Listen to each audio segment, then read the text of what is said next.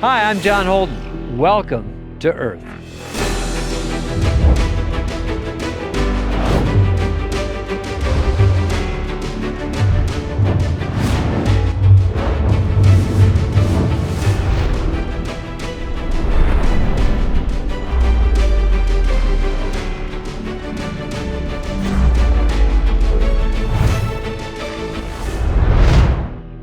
Hi, I'm John Holden. Welcome to Earth. We're starting off our show here in Washington, D.C., paddling the Potomac. You know, this famous river runs by all the famous landmarks like the Jefferson Memorial you see here, the Washington Memorial, and the nation's capital is not too far from here where all the important environmental decisions are made. But every American needs access to clean air, land, and water. And today, that's being made possible with chemistry, as you're about to see.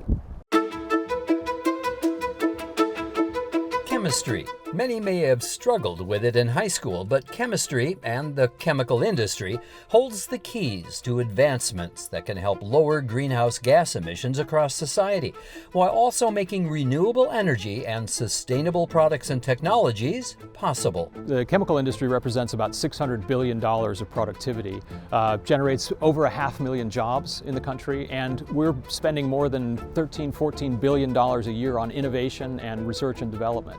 So the companies in this industry are all in and investing in America. For instance, you can't have solar panels without silicones. Wind turbine blades are made from chlorine-based epoxy resins, and lightweight cars depend on carbon fiber composites.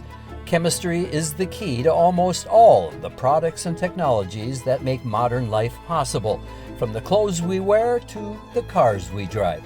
Today's American Chemistry Council, right here in Washington, D.C., represents nearly 200 companies that work together to face the policy challenges. Our industry enables and unlocks technologies that will address and reduce emissions over time for a variety of sectors. Everything you can think of in that space, whether it's renewable energy, solar panels, wind turbines, making vehicles lighter and more fuel efficient. Chemistry unlocks all of those technologies. And certainly our nation's capital is the ideal place for the ACC organization to be located.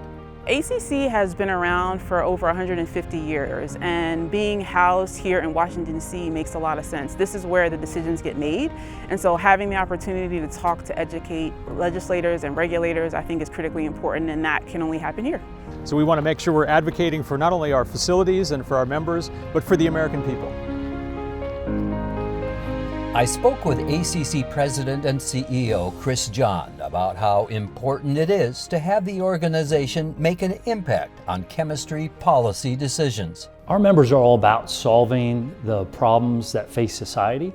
They're solutions providers. They're innovating and making change at scale to solve and address America's and the world's biggest challenges.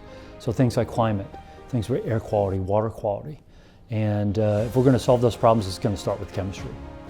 ACC members are working to reduce greenhouse gas emissions intensity and increase energy efficiency in their operations by developing and deploying innovative lower emissions manufacturing technologies. But communities across the country are different, so manufacturers look for different ways to collaborate with community members to address their environmental concerns and be more transparent about their operations through its Responsible Care program. The Responsible Care program is something we take very seriously. It's a management system that helps to ensure that we are doing everything we can to protect people and planet. It provides transparency. We publish the data, what's happening in the facilities from a safety and sustainability perspective. So by doing so, we're very proud to show that safety is improving and our sustainability factors are improving as well, including the emissions that go into the atmosphere. So what we're looking for is sound science-based policy decisions. We're looking to drive progress among our members through responsible care on their environmental, health, safety, and security performance. Fundamentally, climate policies must help spur innovation but also allow for competitiveness of U.S. manufacturing. Chemicals specifically represent one of the lowest emissions markets here in the United States. And because of that, we need to make sure that U.S. climate policy actually helps support and not constrain emissions technologies. Sustainability starts with chemistry, and behind the scenes, as people seek information on all the environmental impacts of the products they buy and use, ACC members are seeking ways to make everything more sustainable with chemistry. I'm John Holden. Thanks for watching.